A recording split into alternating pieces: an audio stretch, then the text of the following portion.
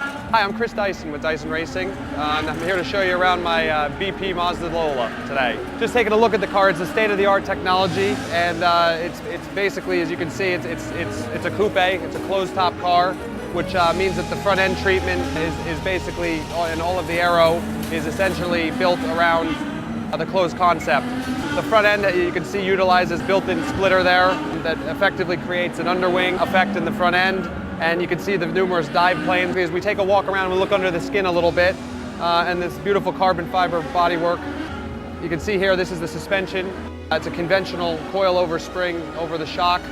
We've got Penske shocks on here, and you can see the front roll bar here is obviously disconnected right now for setup purposes, but will be connected when we're running. And you can see there's numerous wiring outlets up here, all try to be as close as possible. And you can see the pitot tube here, which will give you your absolute speed, regardless of wind speed. And also keeps the wheel speed sensors from getting in the way. You can see some of the detail in the nose section. You can see how the nose, as it goes up, as the air goes over the headlight and starts to go over the fender. We've got louvers here. These are called male louvers as they stick out. Basically, what this does is it helps not only create downward pressure on the front end, but it also helps to evacuate air from underneath the fender and also to help evacuate some of the heat from the braking. As you walk around here, you can see these beautiful BBS rims and carbon rotors with AP calipers with carbon discs rather, and the stopping power is pretty incredible in these cars. You can see the side pods, they're not just for sponsors' logos, they're also incredibly functional.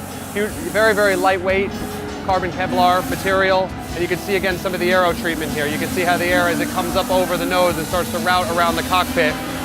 You can see the radiator is actually inside here, and all the duct work goes on up there, but I can't show you that because that's a little too secretive. We don't have the tail section on right now because we thought it would be interesting to show you the Mazda MZRR engine, which if you come around here, you can get a look at it. You can see here, this is probably the most potent engine in the LMP2 category today. This is the Mazda MZRR engine. It's a 2-liter single turbo engine producing well in excess of 500 horsepower, and it is an absolute rocket ship. It's got the latest in material design, a lot of Formula One derived technology based on the basic platform of engines that you'll see in Mazdas on the road, but this one's built strictly for the American Le Mans Series platform. The engine is hugely powerful, a lot of electronic controls and a lot of interesting management techniques on the turbo and wastegate controls. That's to keep the power going to the rear wheels and keeping the traction, which is absolutely critical. But you can see here the engine design is just immaculate, and from an installation standpoint, it's one of the lightest engines in the field, so that gives us a little bit more freedom concerning setup than you would with a heavier engine. So it's definitely pushing all the boundaries of technology these days, and I'm delighted to have it sitting behind us. It looks about the size of the briefcase, but it goes like a rocket ship.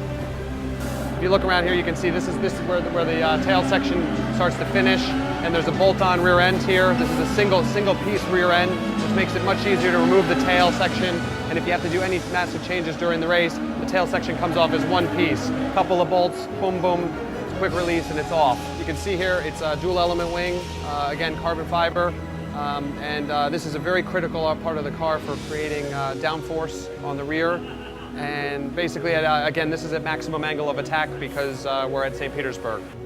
Here we are on the inside of the Mazda Lola LMP2 car, and you can see here we're inside of a closed cockpit. It's surprisingly spacious for a car that looks from the outside to be very, very sleek and svelte. I'd say that that's a credit to Lola for designing a car that can fit someone who's 6'2" like me in here. But you can see here there's some tremendous technology that goes into these cars. Basically, I'm gonna actually fire up the master switch, and you can see here this fires up a lot of the systems that run the car.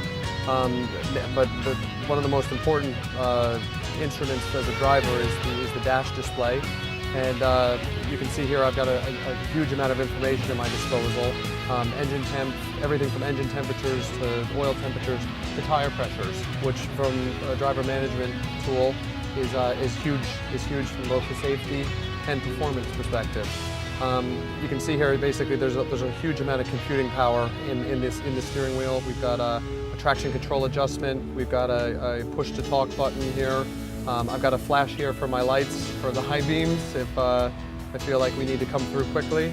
And we've got an alarm reset button here for any time that there's any parameters that have been breached. There's an alarm that comes up here for us, and it informs people back in the pits as well.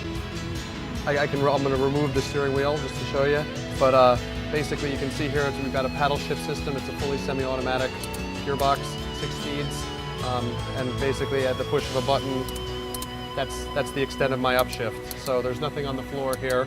A huge amount of R&D went into this system, and in terms of the latest technology, the Mazda is absolutely pushing all the boundaries.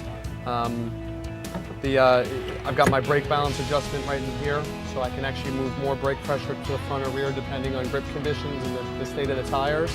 And if you look across the dash here, I've got a few more bits and pieces here.